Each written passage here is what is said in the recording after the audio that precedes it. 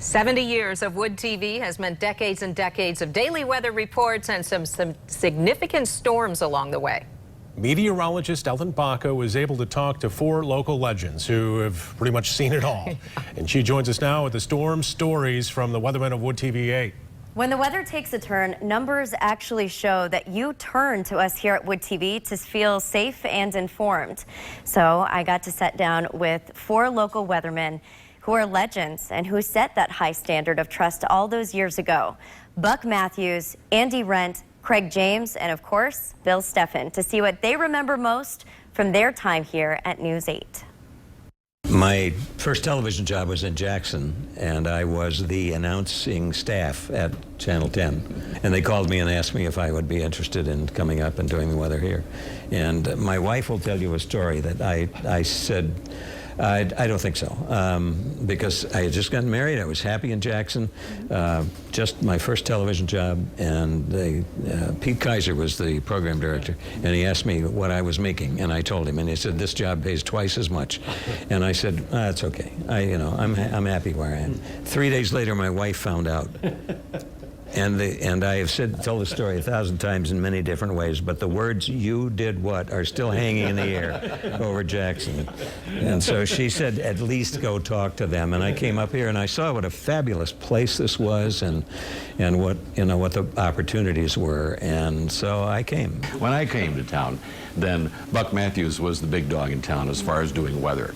And you didn't have meteorologists at the time, but you had great communicators. And then watching these guys come in and science it up and legitimize it even more. I hate them. I know. Just don't say that on the air. I won't say that. Things would change, and you're right. West Michigan is so it has such a variety of weather and so changeable that it really can catch you off guard. I guess the first month I was in town, I had an old farmer showed up at Channel 13, walked into the station, said, "Come here, I want to talk to you about the weather." And he explained lake effect to me, and when we got the lake snow and when we didn't.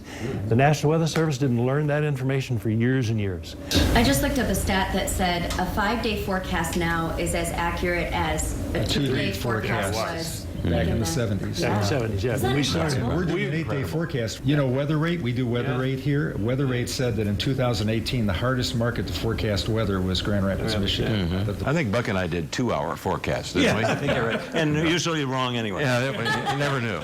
The technology, the computer models, if I'd had those computer models back in the 60s and 70s, wow. When we used to work together, we used to call each other on the phone first thing in the morning. Yeah, exactly. Before we said good morning to our wives. That's true. That's very true. I still run into people that call me Craig. Yes, then they call me Bill. Twice last Saturday.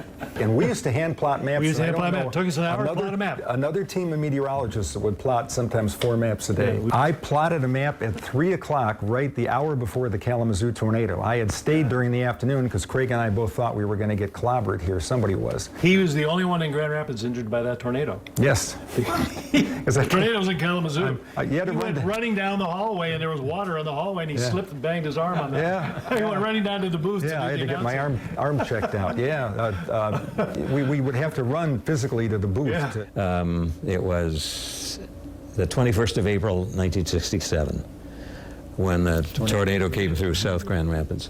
I was home having supper, and the sky was it got as black as I've never seen a black sky, even at night like that. And so I got in the car and I drove to the station. I could hear the sirens in East Grand Rapids, which I never could. We lived on the other side of the Beltline.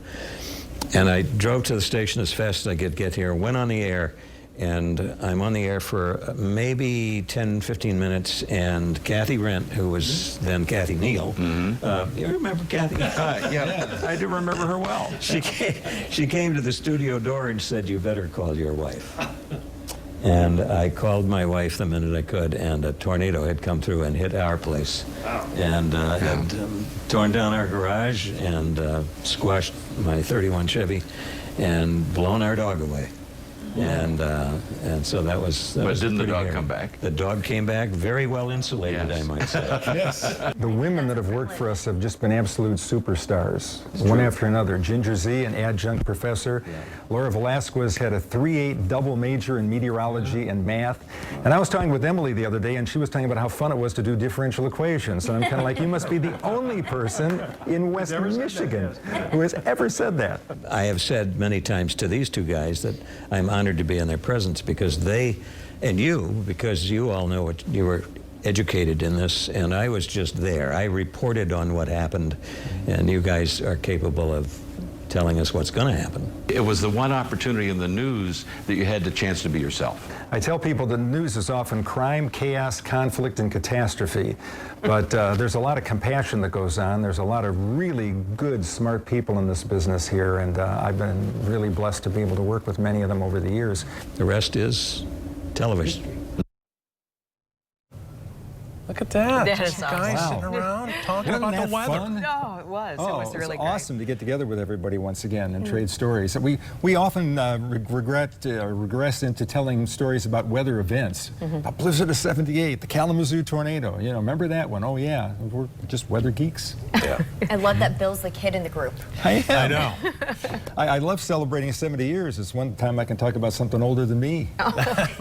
It was great listening to all the stories, you know, and just all of you contributing to the different angles of those stories. Yeah, it was wonderful. And how the business has changed over the years. Oh, a Yeah. lot, so much. Yes, and coming up tonight at 6, Bill is going to give us a little bit of a blast from the past. Yes. He's ditching the chroma key, the green screen that we usually use, and he's going to give us an old school look at the weather forecast. Get the magnets out. Yeah, I tell you what, we were digging through the closets to see what we could find upstairs. Maybe you found one of those jackets. Yeah. All right.